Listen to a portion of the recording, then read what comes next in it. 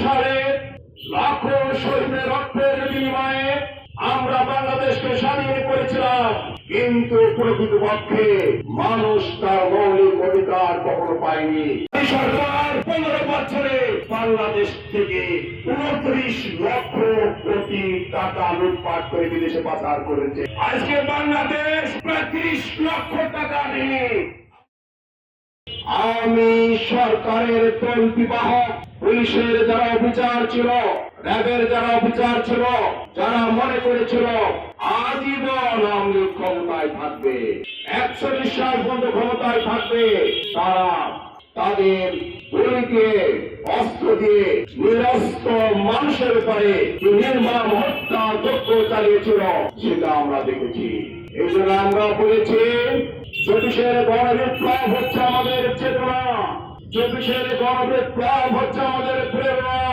1971 সালে লাখো শহীদের রক্তের বিনিময়ে আমরা বাংলাদেশকে স্বাধীন করেছিলাম, কিন্তু প্রকৃতপক্ষে মানুষ তার মৌলিক অধিকার কখনো পায়নি।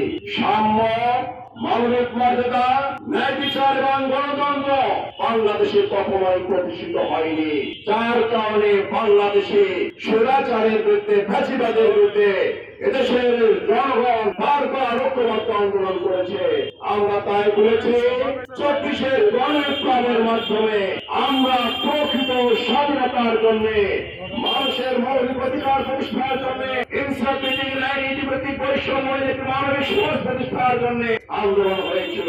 কিন্তু আজকে অতীতের দুঃখের সাথে আমরা বলতে চাই, শত শত মানুষ জীবন দিল, রক্ত দিল, সেই রক্তের পরে দাঁড়িয়ে 12 ফেব্রুয়ারি নির্বাচন হয়েছে। সেই রক্তের পরে দাঁড়িয়ে আজকে সংসদে আমরা কথা বলছি, কিন্তু যারা রক্ত দিল, জীবন দিল, যে উদ্দেশ্যে তারা জীবন দিয়েছে, সেই উদ্দেশ্য বাংলাদেশে বাস্তবায়ন হয়নি। এই সরকার 15 বছরে বাংলাদেশ থেকে 29 লক্ষ কোটি টাকা লুটপাট করে বিদেশে পাচার করেছে। আজকে বাংলাদেশ প্রায় 30 লক্ষ টাকা নিয়ে আমরা বলতে চাই সুষমতন্ত্র, দুর্নীতিমুক্ত একটি সমাজ প্রতিষ্ঠার জন্য সবাইকে চেষ্টা করতে হবে। যদি সরকারি দলেরা ব্যর্থ হয়, আগের মতো আবার লুটপাটে লিপ্ত হয়, এদেশের জনগণ রাজপথে আবার নামবে, কাউকে আর ছেড়ে দিবে না।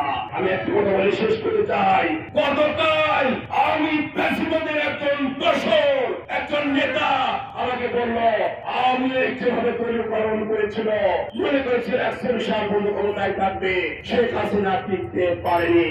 আজকে যারা ক্ষমতায় আছে তারাও যদি দলীয়করণ করে মনে করে আমরা টিকে থাকবো, বাংলাদেশের জনগণ কাউকে ক্ষমা করবে না ইনশাআল্লাহ।